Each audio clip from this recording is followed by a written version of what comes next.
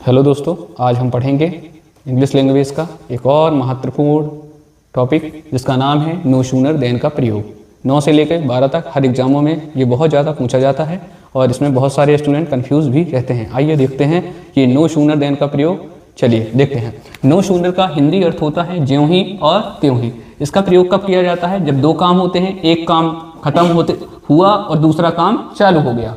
मतलब एक काम खत्म होने के बाद दूसरा काम तुरंत चालू हो गया, उसके लिए हम नो सूनर देन का प्रयोग करते हैं। नो सूनर देन का प्रयोग करने के लिए हमें एक स्ट्रक्चर की जरूरत होती है, संरचना की जरूरत होती है। किस प्रकार का एक फॉर्मूला होता है उसको हम सबसे पहले देख लेते हैं। सबसे पहले हम लिखते हैं नो सूनर, फिर इसके बाद हमें लिखना होता है हेल्पिंग वर्ब। हेल्पिंग वर्ब के बाद हमें लिखना होता है सब्जेक्ट।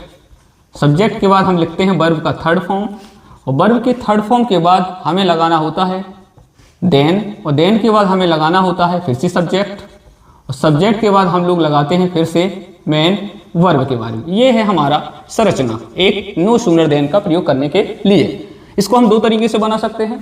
पहला तरीका है हेड के साथ और दूसरा डिड के साथ। हेड के साथ मतलब काम को पूरा कर चुके हैं हम, ठीक है, एक काम खत्म हुआ और दूसरा चालू हो गया। हेड के साथ बनाने के लिए हमें इस बात को ध्यान रखना है कि सबसे पहले हमें नो सूनर, फिर इसके बाद हमें लिखना है हेड, फिर इसके बाद हमें लिखना है सब्जेक्ट, और फिर इसके बाद हमें लिखना है वर्ब का थर्ड फॉर्म प्लस देन, और फिर इसके बाद आगे इसी तरह। डिड के साथ हम कैसे बनाएंगे इसको? नो सूनर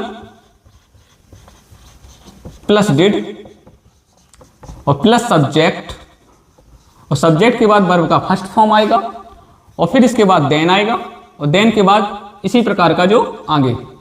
ध्यान रखना है आपको कि नो सूनर के बाद हेल्पिंग वर्ब आ रही है। नो सूनर के बाद हेल्पिंग वर्ब आ रही है, इसी को कहते हैं इन्वर्जन।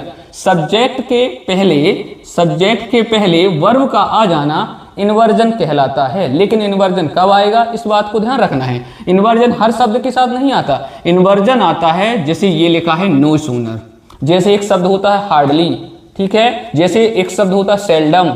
ऐसे कई शब्द होते हैं जो यदि प्रारंभ में यूज किए जाएं तो उसके बाद हमेशा हेल्पिंग वर्ब पहले आएगी और बाद में सब्जेक्ट आएगा। ये कहलाता है हमारा इन्वर्जन कहलाता है। अब हमें एग्जाम्पल के थ्रू ज़्यादा सीखना है कि एग्जाम्पल में किस प्रकार से प्रश्न आते हैं और हमें किस प्रकार से आंसर देना है। एग्जाम्पल में आएंगे एज सून एज से, और हमें उसके बदले में नो सूनर देन का प्रयोग करके उसे बनाना है। तो चलिए आइए एग्जाम्पल के माध्यम से इसे समझते हैं। हेलो दोस्तों, आइए देखते हैं एग्जाम्पल के माध्यम से इसे कैसे समझते हैं। लिखा हुआ है as soon as the teacher entered the class the student stood up, यानी कि जैसे ही टीचर क्लास में प्रवेश किया, टीचर ने प्रवेश किया क्लास में, ठीक है, स्टूडेंट खड़े हो गए। अब हमें इसको किस प्रकार से बनाना है? नो सूनर का प्रयोग करना है। तो चलो नो सूनर का प्रयोग हम दो तरीके से कर सकते हैं, या तो डिड के माध्यम से या तो हेड के माध्यम से। चलिए ये वाला प्रश्न देख लीजिए आप, किसके माध्यम से? हेड के माध्यम से, और इस वाले को हम बनाएंगे डिड के माध्यम से, ताकि आप लोगों का रिवीजन हो जाए। चलिए आंसर लिखेंगे, इसको हटाएंगे एज सून एज को, तो लिखेंगे नो सूनर, आगे फिर हेल्पिंग वर्ब। हेल्पिंग वर्ब किसके माध्यम से बनाना है? हेड के माध्यम से, तो हेड, हेड के बाद क्या लगाना? सब्जेक्ट। सब्जेक्ट है हमारा the teacher,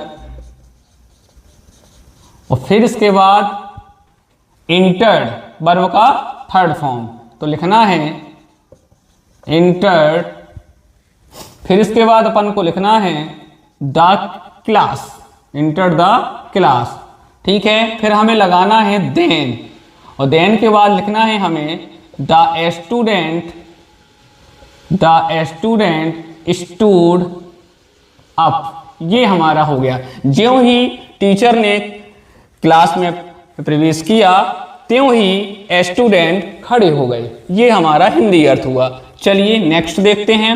as soon as the bell ring the children ran out, जैसे ही घंटी बजी बच्चे बाहर भागे। इसे हमें नो सूनर देन में बदलना है। तो नो सूनर देन को बदलने के लिए अब हमें इसे बनाएंगे किसके माध्यम से? डिड के माध्यम से। चलिए देखते हैं। तो सबसे पहले लिखेंगे नो सूनर, फिर इसके बाद लगाएंगे डिड, डिड के बाद सब्जेक्ट द बेल, और बेल के बाद वर्ब का फर्स्ट फॉर्म, तो वर्ब का फर्स्ट फॉर्म यहां से देखेंगे, रिंग लिखेंगे, RING रिंग, और फिर आंसर आएगा ring.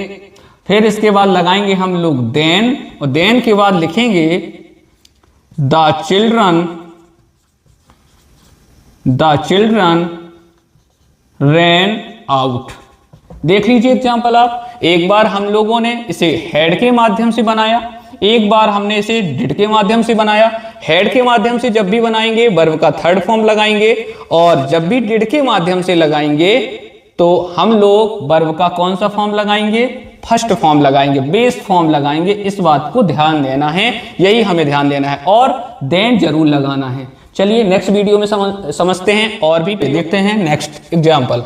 As soon as I reached home, the power went out। मतलब जैसे ही मैं घर पहुंचा, पावर यानी बिजली चली गई। अब इसको हमें किस रूप में बदलना है, नो सूनर देन के रूप में हमें बदलना है। सबसे पहले हम क्या करेंगे, नो सूनर।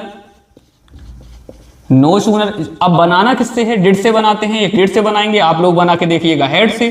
नो सूनर हमने बनाया डिड के बाद सब्जेक्ट आई, और आई के बाद हमें वर्ब कैसी चाहिए, सब्जेक्ट कैसा चाहिए, वर्ब का फर्स्ट फॉर्म। तो हम लिखेंगे यहां पर रीच, और फिर लिखेंगे होम, और फिर लगाएंगे देन नहीं भूलना है, क्योंकि नो सूनर देन का प्रयोग पढ़ रहे हैं हम।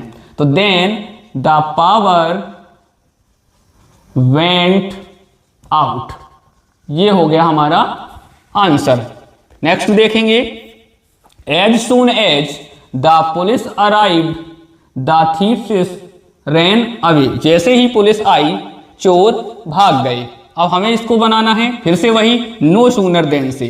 तो एज सून एज की जगह पर हमें नो सूनर बनाना है, नो सूनर लिखना है, नो सूनर यानी ज्यों ही। अब इसको हम बनाते हैं किसके साथ, इसको डिड को बनाया, हम डिड से भी बना सकते हैं और हेड से। अब आपकी इच्छा है आपको किससे बनाना है। चलिए एक डिड से फिर से हेड से बनाते हैं। नो सूनर पहले लगाएंगे हेड, फिर लिखेंगे सब्जेक्ट, और सब्जेक्ट के बाद हमें वर्ब का कौन सा रूप चाहिए, वर्ब का थर्ड फॉर्म। यहां पर हमने कौन सा लिया है, वर्ब का फर्स्ट फॉर्म। तो यहां पर लिखना पड़ेगा अराइव्ड, और अराइव्ड के बाद लिखना पड़ेगा देन, और देन के बाद लिखना पड़ेगा द थीव्स, और थीव्स के बाद हमें लिखना पड़ेगा ran away.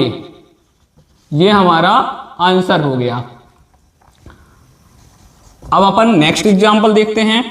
As soon as I opened the door, जैसे ही मैंने दरवाजा खोला, द कैट रैन आउट, बिल्ली बाहर चली गई। अब इसको हमें किससे बनाना है, इसको हमें बनाना है नो सूनर देन का प्रयोग करके एज सून एज की जगह पर। तो हमें लिखना पड़ेगा नो सूनर, फिर इसके बाद हमें इसको डिड से बना देते हैं। तो did I open the door, और इसके बाद then the cat ran out. बच्चों देखना है हमें कि हमने जो भी प्रयोग किए हैं वो सही हैं। ये बिल्कुल ध्यान से रख लेना है कि जब भी हम डिड लगाएंगे तो आपको वर्ब का फर्स्ट फॉर्म लगाना है, ये देख लीजिए। और जब भी आपको हेड लगाना है, तो यहां पर वर्ब का थर्ड फॉर्म लगाना है। और नो सूनर का प्रयोग किया है तो देन जरूर लगाना ही लगाना है। और इस बात का ध्यान रख देना, नो सूनर के बाद हमेशा क्या आती है, हेल्पिंग वर्ब आती है, बाद में सब्जेक्ट आता है। इसी को बोलते हैं इन्वर्जन। इन्वर्जन क्या है, सब्जेक्ट के पहले वर्ब का आ जाना इन्वर्जन कहलाता है। किसी दिन इन्वर्जन के बारे में अपन डिटेल वीडियो पढ़ेंगे, जो अपन को पूरी तरह से आगे चल के बहुत से डाउट क्लियर करेगा। चलिए आप लोग, आशा करते हैं कि आप लोग ये नो सूनर देन का प्रयोग अच्छे से सीख पाए होंगे। हेलो स्टूडेंट, अगर आप इन प्रयोगों को सीख पाए होंगे, आशा करते हैं कि सीख पाए होंगे। यदि सीख पाए होंगे तो ये एग्जाम्पल आपको कमेंट में बताना है कि इसका आंसर क्या होगा, ठीक है। और यदि आप इसी प्रकार के आगे प्रयोग सीखना चाहते हैं तो वीडियो को लाइक, कमेंट और सब्सक्राइब जरूर करें। धन्यवाद। भैया